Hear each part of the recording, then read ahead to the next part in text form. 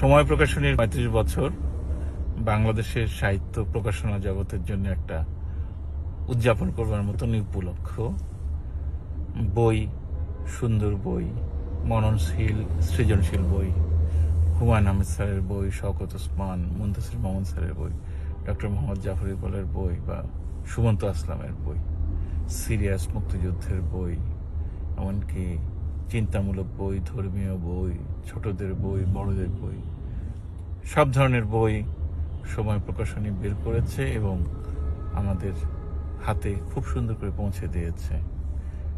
এমন একটা সময় ছিল যখন আমরা বই বলতেই আসলে সময় প্রকাশনের বই বুঝতাম। যেমন আজ চিত্রার বিয়ে, হুমায়ুন আহমেদ স্যারের এই বইটা যখন বেরোলো, আমার মনে আছে বইমেলায় কি উৎসবেরই ঘটনা ঘটলো।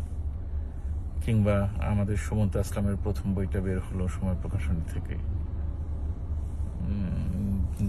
কি বলবো, ভীরু পায়ে সুমন্ত এলেন এবং তার বই আমার চোখের সামনে বিপুলভাবে বিক্রি হতে লাগলো, সেটাও আমি দেখলাম।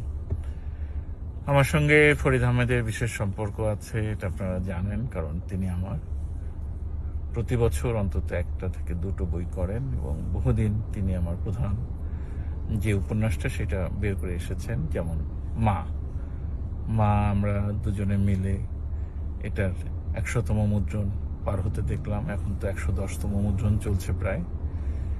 দেশের বাইরে নানাভাবে এই বইটা সমাদৃত হয়েছে, সেটাও আপনারা জানেন। আর আমরা যেটা প্রথম করলাম যে সময় প্রকাশনের ওয়েবসাইটে মা সহ ডক্টর জাফর ইকবালের বই আমরা প্রথম বাংলাদেশে কেউ কোনো প্রকাশনী অনলাইনে সময়.com এটা চালু করলো এবং বই প্রকাশ করলো।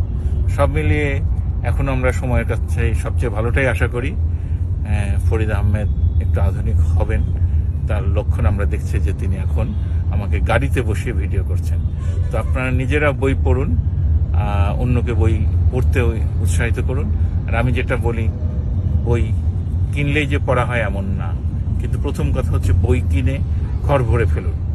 প্রত্যেক ঘরে অন্তত ১০,০০০ বই থাকা উচিত। তারপরে সেই বইগুলি কখনো না কখনো পড়া হয়, আমার ক্ষেত্রে তাই হয়। এবং আমি ভালো বইগুলি সবসময় ৩ কপি ৪ কপি করে রাখি। আমার কাছে সঞ্চয়িতা, গীতবিতান, বঙ্গবন্ধুর বইগুলি, এগুলি সবগুলো ৩-৪ কপি করে আছে এবং অভিধান, প্রত্যেকটা অভিধান আমার ২-৩ কপি করে আছে, বিভিন্ন টেবিলে ছড়িয়ে আছে। বেশি করে বই কিনুন।